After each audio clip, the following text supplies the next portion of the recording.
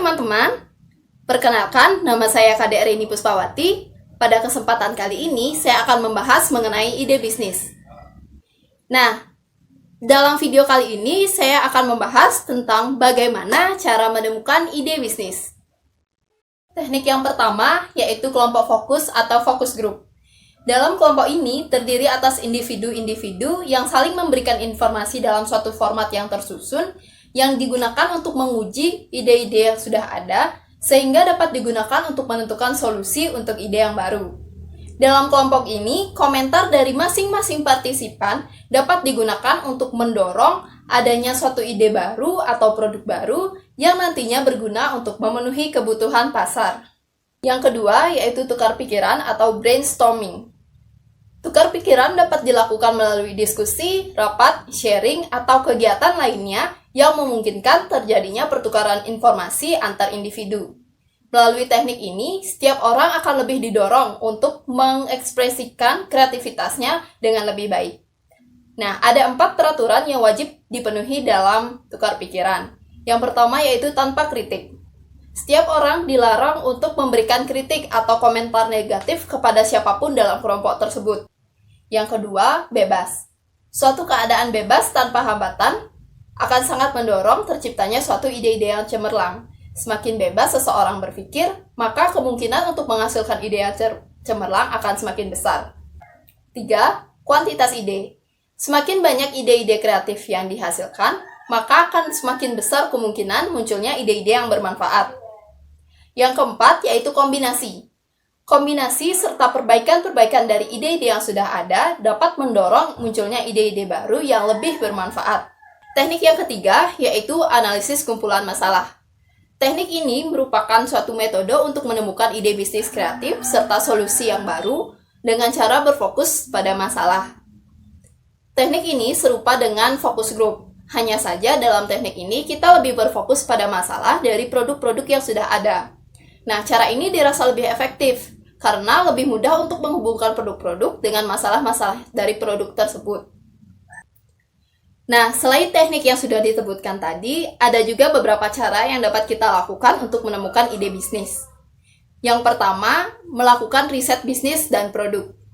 Melakukan riset bisnis dan produk merupakan suatu cara yang terukur, di mana untuk menemukan ide bisnis yang baru, kita dapat melakukan riset serta persentase untuk memastikan jenis bisnis apa dan jenis produk apa yang banyak diterima di pasar. Untuk melakukan riset ini, kita dapat dibantu menggunakan teknologi digital, seperti menyebarkan kuesioner melalui Google Form, atau dengan mencari kata kunci dalam Google Trend untuk mengetahui tren bisnis apa yang sedang berlangsung di suatu lokasi. Cara yang kedua yaitu dengan menyerap ide dari masalah setiap orang. Nah, setiap orang tentunya memiliki masalah, dan tiap masalah tentunya membutuhkan solusi. Permasalahan yang awalnya bersifat personal, rupanya telah banyak menginspirasi dan dikembangkan untuk menjadi ide bisnis yang cemerlang. Contoh nyatanya saja, jasa laundry.